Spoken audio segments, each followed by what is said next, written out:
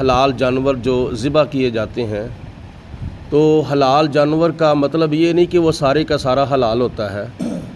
حلال جانور کے اندر کچھ چیزیں حرام بھی ہوتی ہیں. مثال کے طور پر آپ فروٹ کھاتے ہیں تو کیا سارے کا سارا کھا جاتے ہیں؟ نہیں، اس کے چھلکے اتار کے پھینک دیتے ہیں.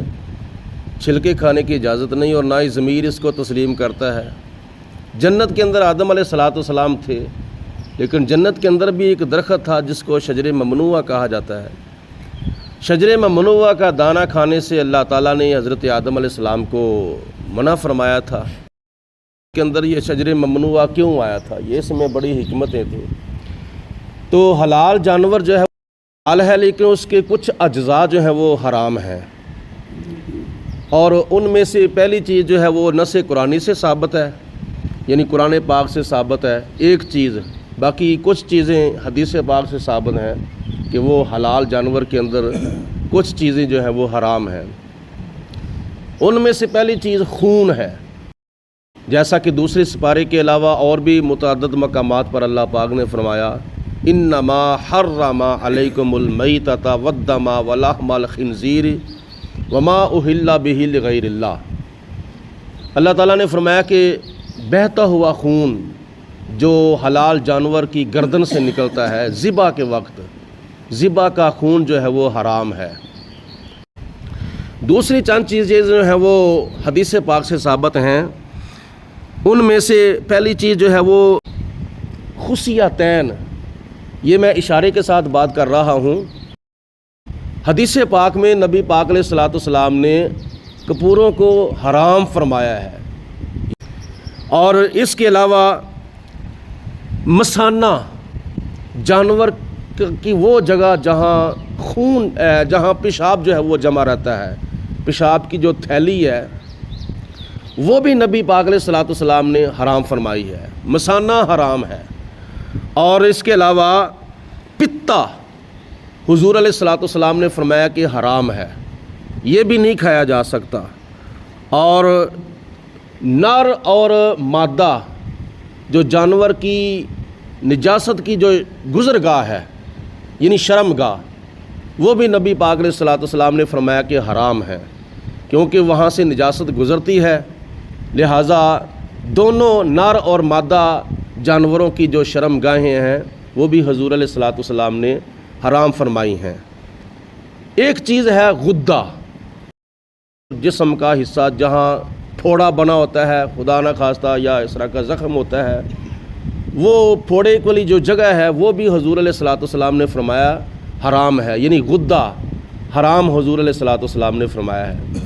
باقی جو اوجڑی ہے اس کے بارے میں فقہاء کا، علماء کا اختلاف ہے. کچھ اس کو جائز کہتے ہیں، کچھ ناجائز کہتے ہیں.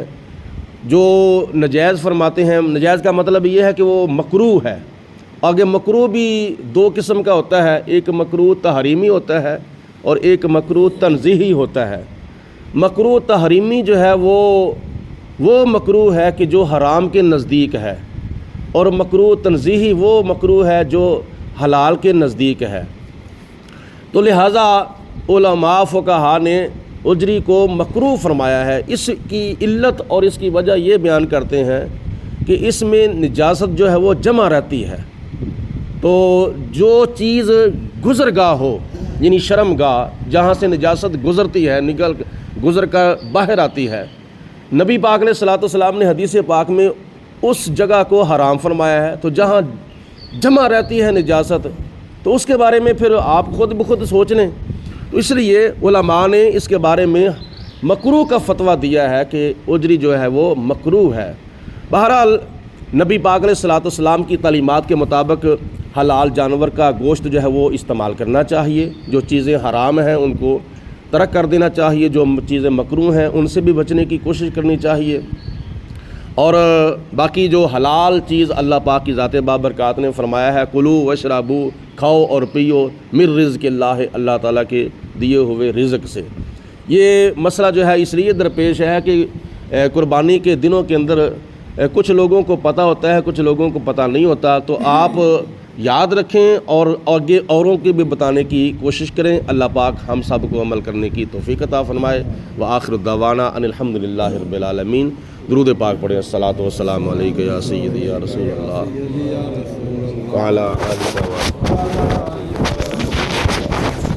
الصلاۃ والسلام علیک یا رحمۃ للعالمین وعلی آلک و اصحابک یا شفیع المذنبین.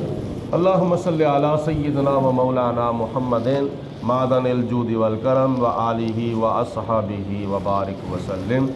ربنا ظلمنا انفسنا وان لم تغفر لنا وترحمنا لنكونن من الخاسرین.